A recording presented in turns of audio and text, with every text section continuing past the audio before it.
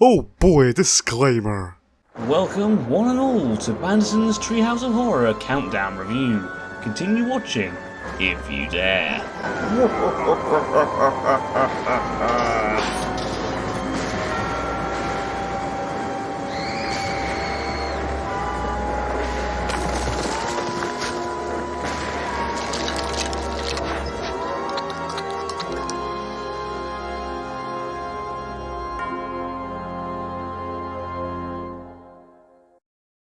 We did it! 31 Treehouse of Horror reviews. Okay, so thanks to Fox executives, we didn't get it done in 31 days, but I digress. It's been a long month filled with scares, laughs, bewilderment, and the odd fuck up from me. But we are now finally at Treehouse of Horror 31.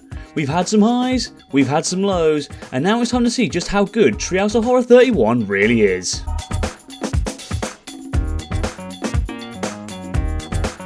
Politics! Okay, being honest, despite liking Treehouse 19's intro, I wasn't too stoked that they were using politics as the intro to a Treehouse episode again. Way too many political issues are going on in the world today, and it's really not something I like jumping into. But, I have to be fair, this was a fun intro. It's voting day and everyone in Springfield is at the City Hall to vote. Well, everyone except Homer. Marge urges him to vote, so he runs along and votes, but not before a string of credits remind him about all the crap that's happened over the last 4 years. Again, I'm not going to get political here, but Homer's reactions are pretty funny. So he votes, but then he wakes up and it turns out it was all a dream and he missed the vote. Fast forward to January 2021 and the entirety of Springfield has become a wasteland. I get it's a joke that voting is important, but that's a little extreme. Then the 4 horsemen of the apocalypse turn up with one of the flags being the title card.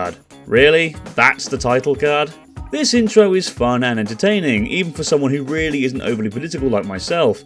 I guess that's a good thing. Also, we see Kang and Kodos make their usual appearances in a brief reference to Treehouse 7. Wow, that was a long time ago.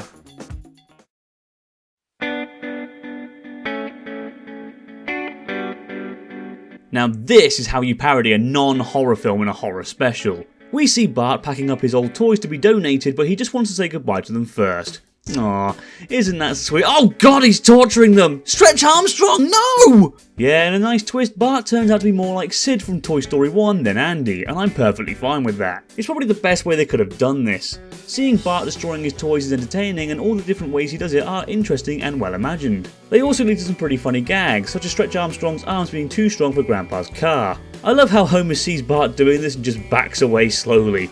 He's like, nope, not getting involved with that. And Bart being so scary that Jack won't come out of his box is just great. Crank it back! Crank it back! Bart gets a new Radioactive Man action figure with real radiation. Bart, of course, destroys it by putting it in the microwave. After this, the toys decide they've had enough and it's time to fight back. After bounding Bart, they beat him up in the treehouse before destroying him like he destroyed them. They replace his bones with Tinker Toys, his heart with a Build-A-Bear heart, and his brain with Pop Rocks and Silly Putty, essentially making him a toy. That's creepy as hell. That's full-blown horror movie levels of eerie, which is a welcome change considering how unscary the last few installments have been. Still, I wouldn't say it's overtly scary, but there's something unnerving about a kid torturing toys in this way. It's like something a serial killer like Bundy or Dahmer would do. And the toy revolution is twisted as hell. We even see a montage of stills where the toys spend their days finding new and interesting ways to torture the Bart doll. Its comedy is on point throughout, with special shout-outs to Milhouse being such a loser even his toy poodle tries running away from him, and the unwrapped present gag. I always thought you were just a sweater and... Hey! Ow! Oh! Seeing Marge grab a wine bottle and start chugging from it is both surprising but hilarious. And of course, the big elephant in the room, the animation. My god, this segment is beautifully animated, with the full Pixar effect. They managed to make 3D Simpsons characters not look creepy as hell, for the most part. If I had one complaint though, it's that they didn't get John Ratzenberger to voice CGI Homer like they did at the end of Treehouse 25. Still, that's just a little bit of a nitpick, and I'm really happy that they didn't just shamelessly rip off Toy Story here. They took inspiration from Toy Story, sure, but tweaked it enough to make it its own thing, while still being faithful to the source material. I'm giving Toygory a 9 out of 10. The plot was decent, the animation was stunning, and it had some great laughs and some eerie moments thrown in. Everything all mixed well together to give us this great segment.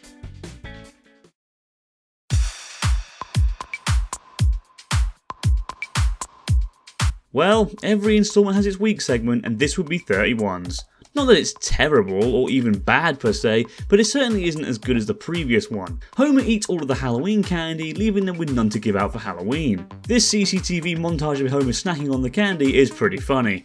Realising that he will be in big trouble with the local kids if he has no candy to give out, Homer desperately searches the power plant for more. He stumbles across one of Burns' many secret lairs and discovers a time paradox machine, and upon trying to get candy from it, he ends up tearing a hole in the space-time continuum. Of course he does. As a result of this, 5 other Homers from different dimensions appear in the Simpsons universe, and I've got to say, they're pretty interesting.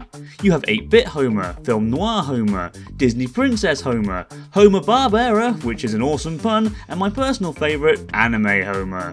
Each one brings their own characteristics to the table and have several jokes that revolve around them. 8-bit Homer jumping into the air and making donuts appear is a nice little play in the Super Mario Bros. Games. Princess Homer constantly trying to sing is a good laugh, as is Homer-Barbera constantly changing between Hanna-Barbera characters. The best joke though is anime Homer eating bacon in a style reminiscent of an anime action scene.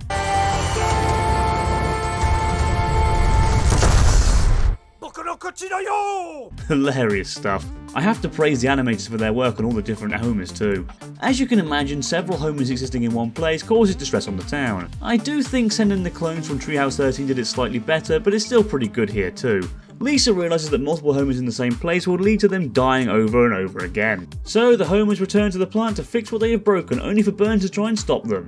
We get a nice little nod to Treehouse of Horror 12 here with that weird frog thing Bart created. It looks way better in HD as well. Burns then brings along a fleet of his own featuring Mr. Burns' from different dimensions. I like how they are all representative of villains that rival the different versions of Homer. It's a nice touch. We also see a variety of different Smithers being portrayed as the servants of those respective dimensions. The Burns' win, and then to celebrate, Burns then hits the machine, causing all the characters to return to their dimensions, thus doing exactly what he was trying to stop the Homers from doing in the first place. What? And then it ends with Homer transforming between different versions of himself, much to the displeasure of Marge. The ending is a bit of a mess if I'm honest. A bunch of random stuff just happens and it ends. Also, the battle between the Homers and the Burnses was way too quick. I feel they should have focused more on that personally. Into the Homoverse gets a 7 out of 10 from me. It has its funny points and there's some great animation used, but it's a bit messy, a bit dull in places, and I feel the concept wasn't lived up to enough.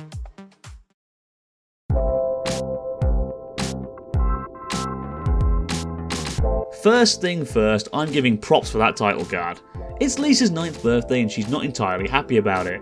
Thankfully though, it gets cut short as a car smashes through the window, killing her. She then wakes up at her desk again and notices the day is repeating itself. It's very much a parody of Happy Death Day. The Groundhog Day star has been parodied to death, pun very much intended, so I was a bit worried that this segment was going to struggle in the originality department. Thankfully though, they did a solid job with it. Nelson is also stuck in the time loop with Lisa and they must work together to find out how to stop it. This results in some pretty fun deaths. Honestly, it's the deaths that make this segment. They are really original and pretty gruesome at points too. Also, maybe it's just my psychotic nature breaking through here, but I couldn't help but laugh at some of these. They're so random it's hilarious. Random comedy is one of my favourite forms of comedy, so this is right up my alley. After seeking help from Comic Book Guy for the 988th time, they learn they need to use their special abilities to help one another. Lisa uses her brain to tell Nelson what angle to throw a concrete block, and Nelson uses his strength to throw it at Gil's head, killing him. And that somehow works. It's a little odd, but it was pretty funny, so I'll take it. Then everything returns to normal and Lisa can finish her 9th birthday. Oh, and Ralph's head is now on backwards. I don't get it. And that's the end of the episode. Being honest, I find that a bit abrupt. I miss the days of characters breaking the fourth wall and wishing the audience a happy Halloween. Ah well, can't have it all I suppose. I'll give B9 Rewind an 8 out of 10. I know I haven't really gone into much detail, but there's not a lot to say. It's a very simple premise that works. It's funny for sure, and it does live up to its concept, with the deaths being very imaginative and entertaining. It's also nice to see Nelson and Lisa teaming up together.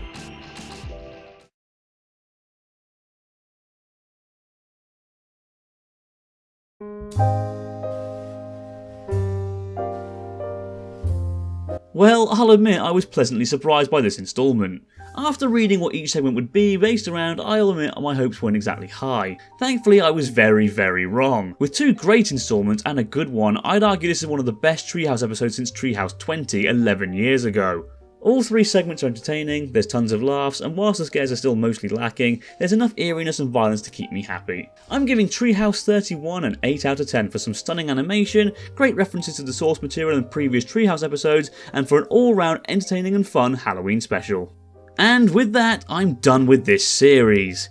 Until next year when Treehouse of Horror 32 comes out. Thank you so much to everyone who has watched this series and commented over the last month. I really couldn't appreciate it more. You're all awesome.